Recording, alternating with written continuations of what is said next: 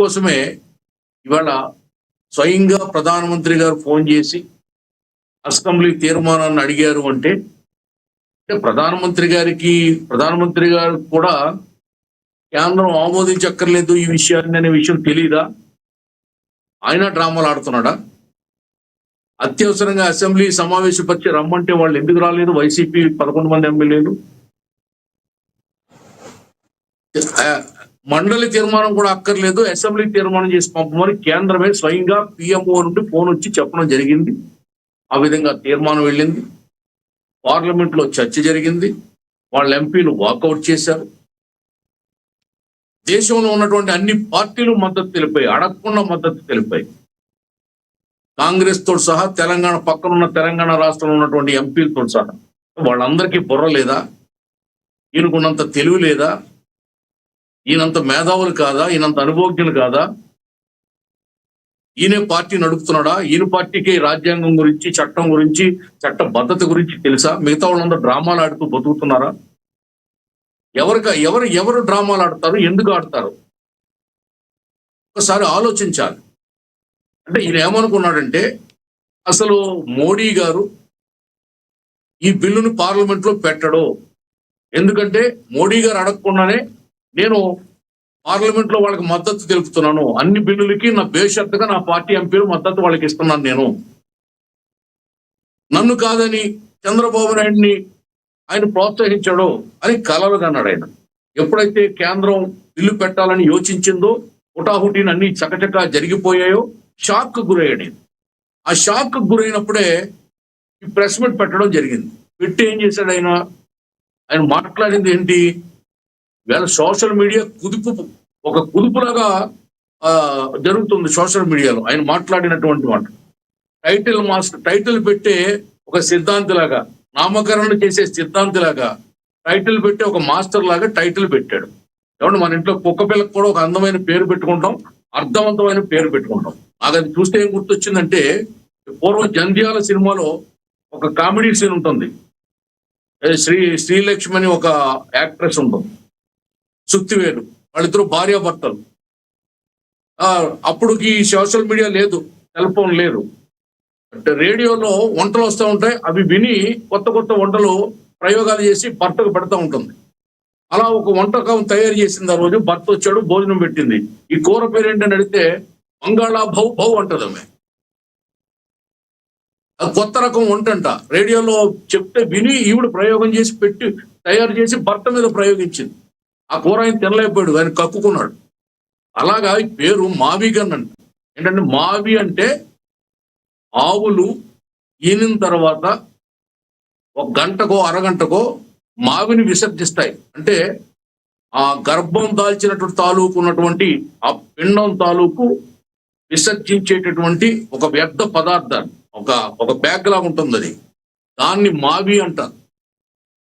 అది వేసిన తర్వాతే, ఆవు విసర్జించిన తర్వాతే ముర్రుపాలు పితుకుతారు, తోడకు ముర్రుపాలు పడతారు. అది కడుపులో ఉండగా ఆవు దాన్ని విసర్జించకుండా తోడకు కూడా పాలు గుడవనివ్వరు.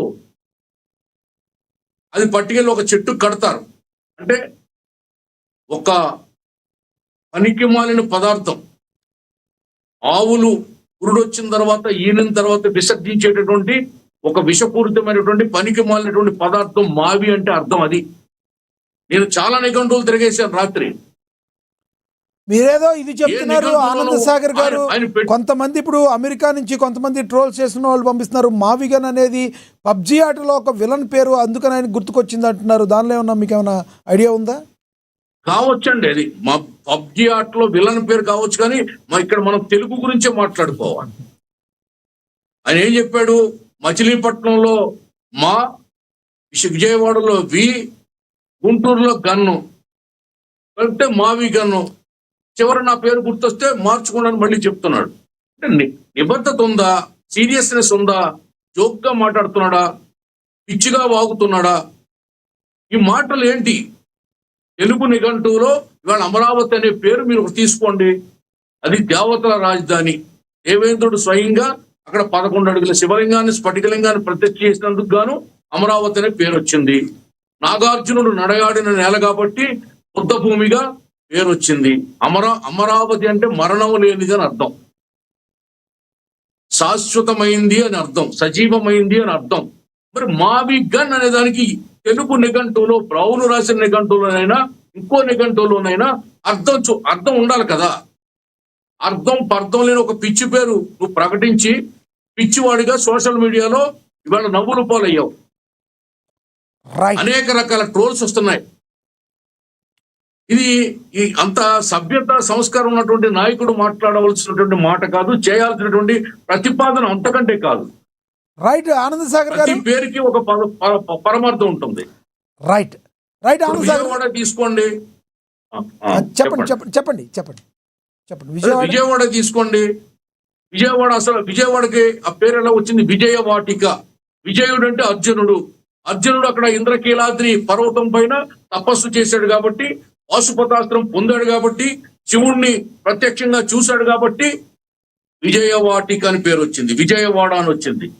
బెజవాడ అని అంటారు. బెజవాడ అంటే కూడా అర్థం ఉంది, ఏదో బెజ్జం, అక్కడ చిన్న బెజ్జం లాగా పడింది గంగా కృష్ణా నదికి, కాబట్టి ఆ బెజ్జం నుంచి కృష్ణమ్మ ప్రవహిస్తుందని చెప్పి బెజవాడ అని పేరు వచ్చింది అంటారు. ఇంకొక అర్థం కూడా ఉంది దానికి, బ్లేజు వాడ అని అర్థం ఉంది, అంటే ఎప్పుడు హీట్ గా ఉంటుంది, అది కూడా అన్నారు దాన్ని.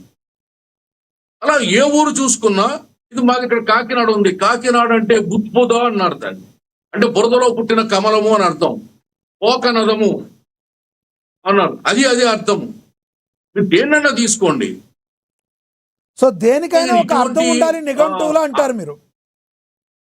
ఎస్, అర్థము తెలుగు భాషలో దానికి అర్థం చెప్పమని నేను డిమాండ్ చేస్తున్నాను జగన్మోహన్ రెడ్డి. ఎస్ సార్, మళ్ళీ మాట్లాడతాం మీతో. అర్థం ఏంటో చెప్పు.